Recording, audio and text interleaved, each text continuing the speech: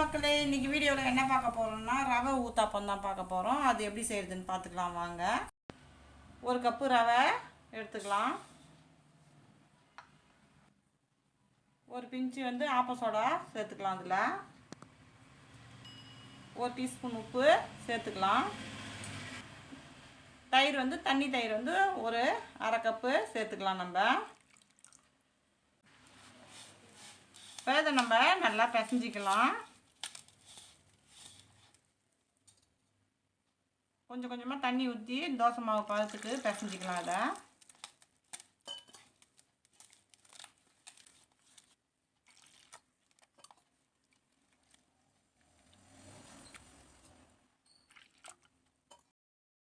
இது ஒரு 1/4 மணி நேரம் ஊறட்டும். இப்போ ஒரு பெரிய சைஸ் வெங்காயம் குட்டி குட்டியாக கட் பண்ணி வச்சுருக்கிறேன். அதை இதில் சேர்த்துக்கலாம். ஒரு துண்டு இஞ்சி குட்டி குட்டியாக கட் பண்ணி வச்சுருக்கிறேன். அதையும் இதில் சேர்த்துக்கலாம். கேப்சிகம் அரை கேப்சிகமும் குட்டி குட்டியாக கட் பண்ணி வச்சுக்கிறேன். அதையும் இதில் சேர்த்துக்கலாம். சின்னதாக தக்காளி 1 கட் பண்ணி வச்சுக்கிறேன். அதையும் இதில் சேர்த்துக்கலாம். பச்சை மிளகாய் 1 குட்டி குட்டியாக கட் பண்ணி வச்சுக்கிறேன். அதையும் இதில் சேர்த்துக்கலாம். பெப்பர் 1 ஸ்பூன் சேர்த்துக்கலாம். அரை டீஸ்பூன் தனி மிளகாத்தூள் சேர்த்துக்கலாம். இப்போ 1/4 டீஸ்பூன் உப்பு இதில் சேர்த்துக்கலாம். மல்லித்தலை கொஞ்சமாக சின்ன சின்னதாக கட் பண்ணி வச்சுக்கிறேன். அதையும் இதில் சேர்த்துக்கலாம்.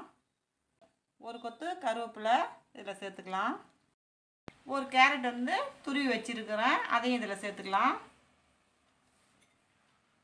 இப்போ இது எல்லாத்தையும் நம்ம மிக்ஸ் பண்ணிக்கலாம்.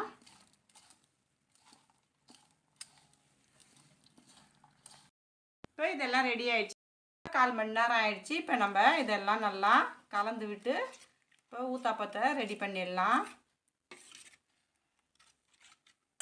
இப்போ நல்லா ரவை நல்லா ஊறி இருக்குது. கொஞ்சம் தண்ணி நம்ம சேர்த்துக்கலாம். இப்போ நல்லா மிக்ஸ் பண்ணி விட்டுக்குங்க. இப்போ கொஞ்சமாக நம்ம எண்ணெயை ஊற்றிக்கலாம். தோசைக்கல்லில் ஒரு காட்டன் துணி இருந்ததுன்னா இந்தமாரி எல்லாத்தையும் எண்ணெய் எல்லா இடமும் படுற மாதிரி தேய்ச்சி விட்டுக்குங்க. இப்போ நம்ம ஊத்தாப்பத்தை ஊற்றிக்கலாம்.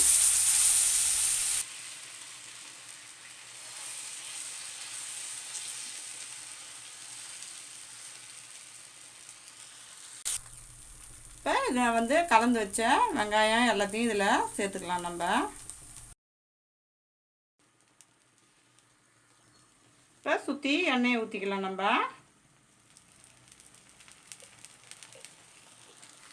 இப்போ இது 1 நிமிஷம் போல் மூடி வச்சுக்கலாம். நம்மளுடைய ஊத்தாப்பம் சூப்பராக ரெடி ஆயிடுச்சு. இப்போ இதை ஒரு பிளேட்டுக்கு மாற்றிக்கலாம்.